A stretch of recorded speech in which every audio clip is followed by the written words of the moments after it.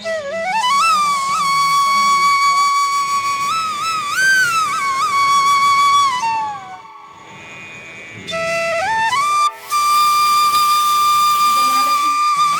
হচ্ছে, খুব সুন্দর, ছেলে মেয়েরা খাবে, আমরাও খাবো সবাই।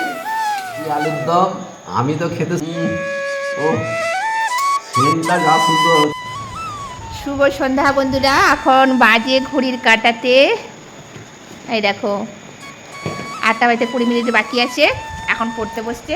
এখন নয়, টিউশনে গেছিলাম বন্ধুরা, আমি 7টার সময় গেছিলাম, 8:30টার সময় এসেছি। আর ওই দেখো তোমাদের দাদা ভাই বসে আছে। বন্ধুরা বলো। আমার দেখবে টিউশনের কাজ। হ্যাঁ, টিউশন তো গিয়েছিল, টিউশনের কাজটা দেখাবে। দেখো কি বলো, কোন সাবজেক্ট বলো? বায়োলজি। বায়োলজি ইয়া। পড়ে এসছো। এখন কি পড়তিছো সেটা দেখো। এখন কেমিস্ট্রি। কেমিস্ট্রি কি পড়তিছো? Answer the following questions. ও, আর ওইদিকে দেখো জামা প্যান্ট মিলা আছে না, ভিজে গেছে। বিকেলবেলায় গিয়েছিল বাজারে তোমাদের দাদাভাই, আর মিলে দিয়েছে, আর এখন বসেছে খালি গায়ে দেখো। আর এই যে সোনামা বসেছে পড়তে, আর এইও পড়ছে। তারপরে রুটি বানাবো, রুটি আর আলুর দম বানাবো। আর প্রচণ্ড বৃষ্টি হচ্ছে সারা দিন। তোমাদের ওদিকে কি হচ্ছে নাকি একবার জানাবে।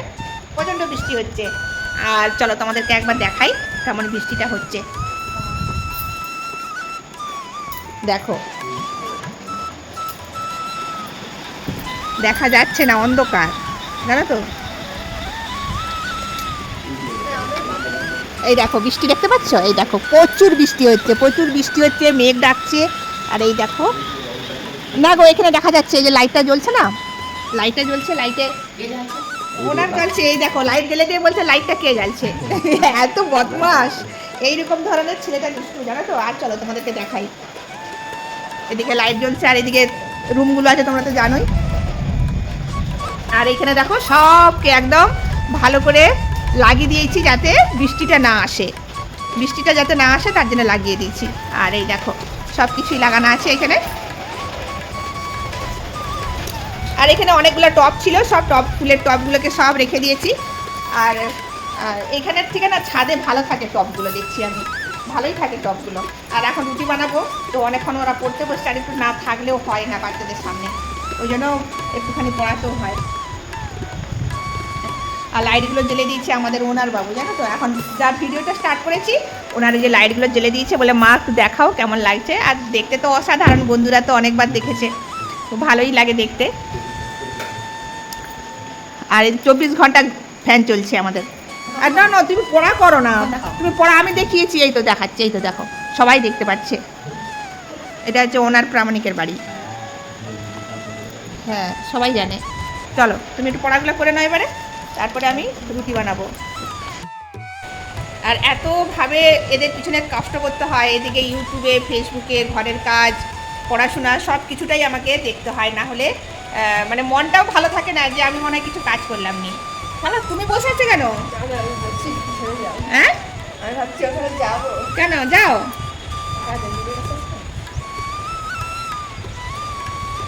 তো এখন বানাবো রুটি আর আলুর দম। বাড়িতে গম পিষিয়ে নিয়ে এসছে তোমাদের দাদা ভাই, ওই দেখো রুটি খাবার রাজা।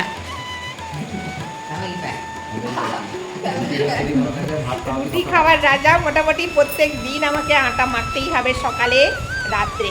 রুটি শরীর ভালো থাকবে একদম বন্ধুরা, রুটি খেলে খুব শরীর ভালো থাকবে, তার মতো আরাম কিছু নেই জানো তো। তুমি এখন খালি গায়ে বসছো কেন বলো তো? বাইরে তো এত বৃষ্টি হচ্ছে। গরম লাগছে, সব জামা কাপড় মিলে দিয়েছি, কেন একটু গরম লাগছে, একটু গায়ে হাওয়া লাগবে।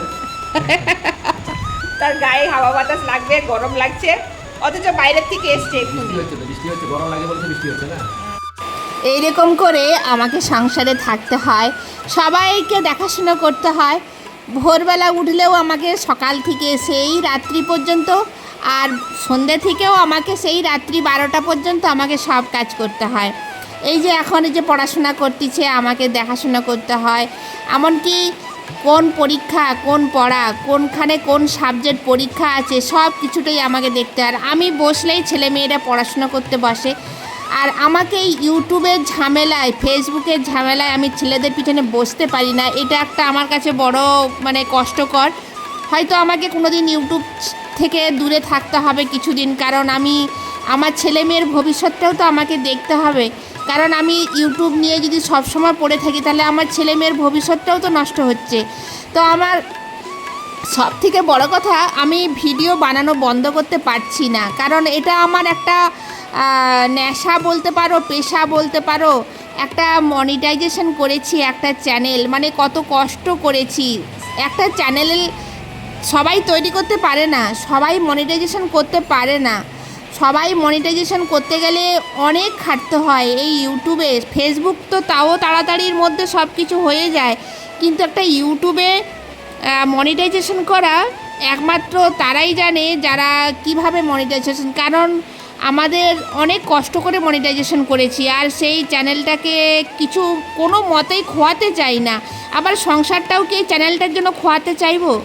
সংসারের ছেলে মেয়ে তাদেরও তো আমাকে দেখাশোনা, তারাও তো আমাকে চায় যে আমার মা আমার কাছে বসুক, বাবা মা দুজনেই বসুক, আমরা পড়াশোনা করব।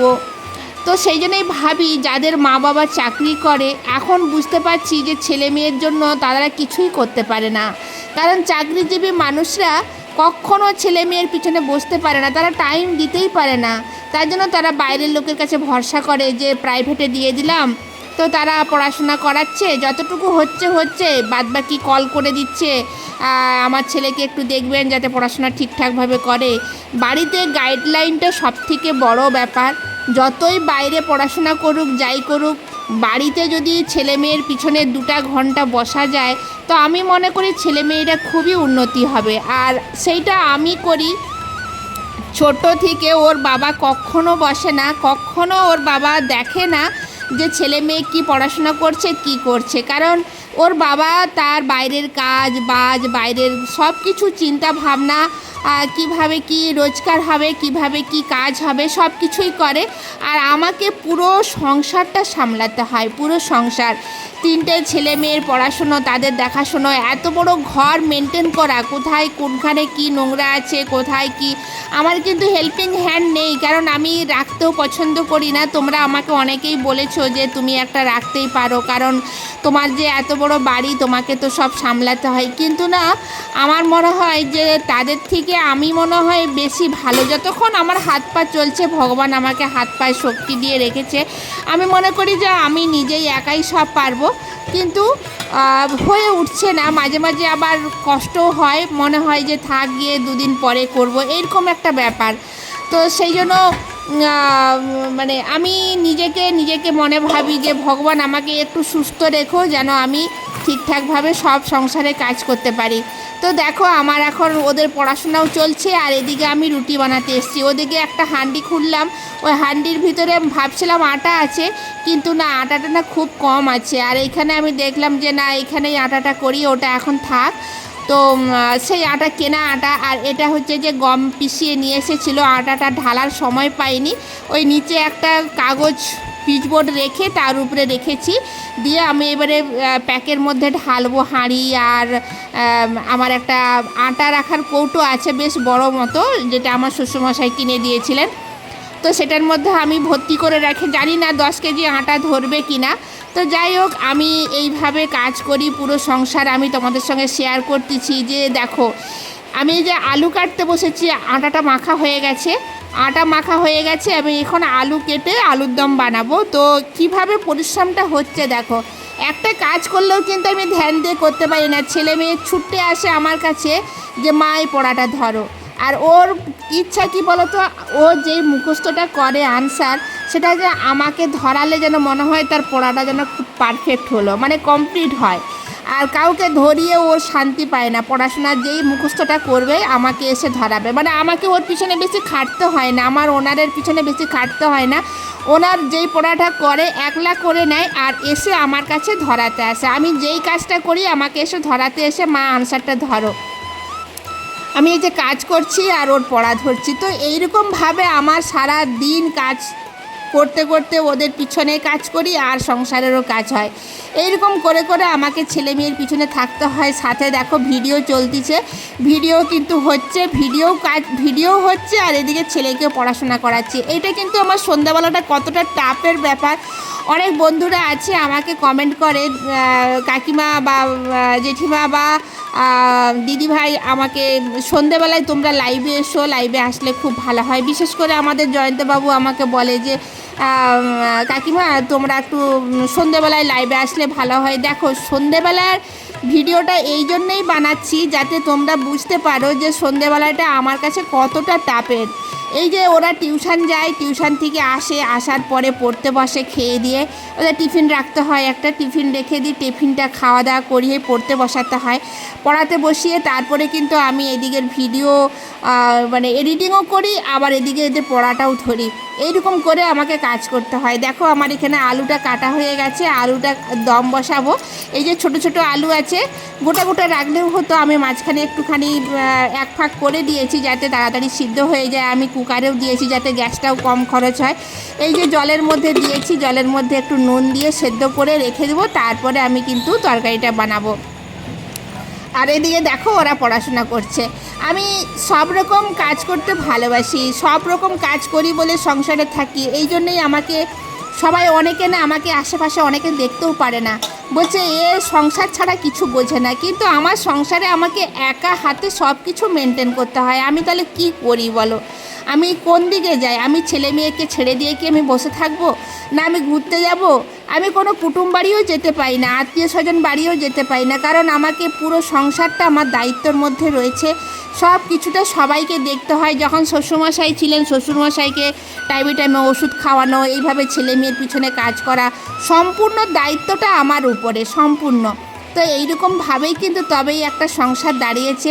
তোমাদের দাদাভাই জানে যে আমি যদি না থাকি ঘরে, পুরো সংসারে খাওয়া দাওয়া, ঘরের কিচ্ছু হবে না। হয়তো কাজ দুদিন পরে হলেও চলবে, কিন্তু এই যে খাওয়া দাওয়া, রান্না বান্না, এগুলো কে করবে বলো? এগুলো কি তোমাদের দাদাভাইয়ের পক্ষে সম্ভব? হ্যাঁ, এক সময় করেছে, যখন তার মা ছিল না, বিয়ে করছিল না, তখন কিন্তু এক সময় সে নিজে হাতে রান্নাবান্না, ঘরের কাজ সবই করেছে। হ্যাঁ, কিন্তু এখন কি আর তা হয়? মানুষের সময়ের সাথে সাথে অনেক কিছু পরিবর্তন হয়ে যায়। তো দেখো আমি এখানে রুটিগুলো আটা মেখে রুটি বানিয়ে আমি এখন রুটি ভাজ দিয়েছি। আর আলুটা কিন্তু সেদ্ধ হয়ে গেছে, আলুটা সেদ্ধ হয়ে গেছে। আর তোমাদের দাদাভাই ওখান থেকে বলছে যে আলুটা সেদ্ধ হয়ে গেছে কি, তাহলে আমি একটু আলুর দম বানিয়ে দেবো। আমি বলছিলাম হ্যাঁ আলু সেদ্ধ হয়ে গেছে, তুমি যদি পারলে এসো, মশলা কাটাকাটি করে সব রেখেছি। আর এখানে দেখো এক এক করে আমি রুটি ভাজতেছি। আর রুটিগুলো কিন্তু খুব ভালো ফুলছে, কারণ যেই আটা রুটি করছি ঘরের আটা, গম পিষানো আটা।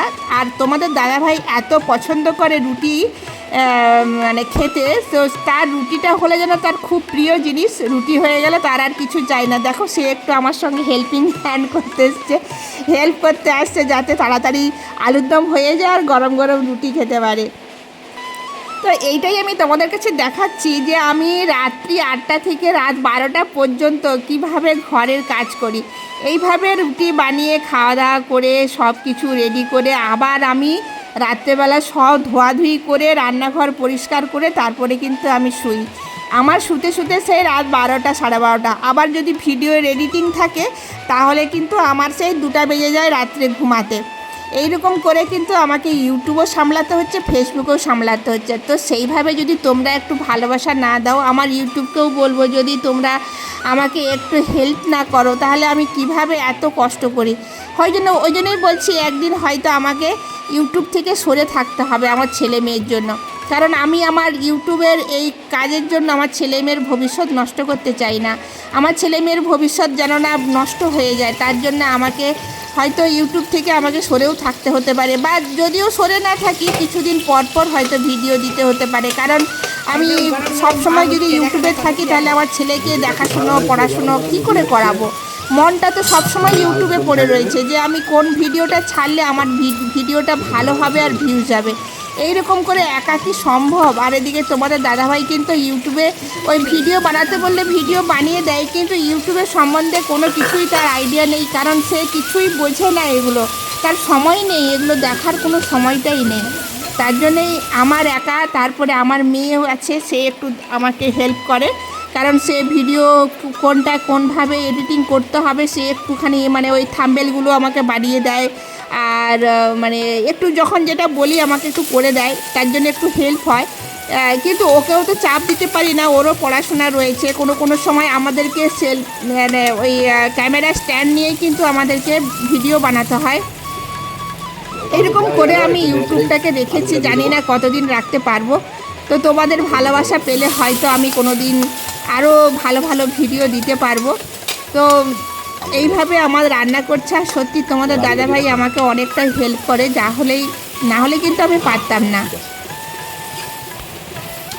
আলুর দমটা এসে বানিয়ে দিচ্ছে আর আমি ওদিকে রুটিটা ভাজতেছি। এইবারে গরম গরম খাওয়া দাওয়া হবে, রুটি আলুর দম। তো তোমরা যদি খাবে চলে এসে আমাদের বাড়িতে, তোমাদের দাদাভাই রুটি আলুর দম বানাচ্ছে। আর তোমাদের দাদাভাই অনেক কিছু কথা বলছে, সেগুলো ভয়েস বন্ধ করে দিয়েছি। তো বন্ধুদের জন্য আলুর দম আর গরম গরম রুটি বানালাম। বন্ধুরা দারুণ হয়েছিল, আলুর দমটা যা বানিয়েছিল তোমাদের দাদাভাই, হেভি টেস্টি হয়েছিল। আর আমরা খুব মজা করে খেয়ে নিলাম। বর্ষাকাল, লাল লাল ঝাল ঝাল আলুর দম আর গরম গরম রুটি, দারুণ খাওয়া দাওয়া। তো বন্ধুরা দেখা হবে একটা নতুন ভিডিওর সাথে। ততক্ষণ সবাই সুস্থ থাকবেন, ভালো থাকবেন। খুব শীঘ্রই খুব তাড়াতাড়ি আর একটা ভিডিও নিয়ে হাজির হয়ে যাবে সুমিতা প্রামাণিক। রাধে রাধে।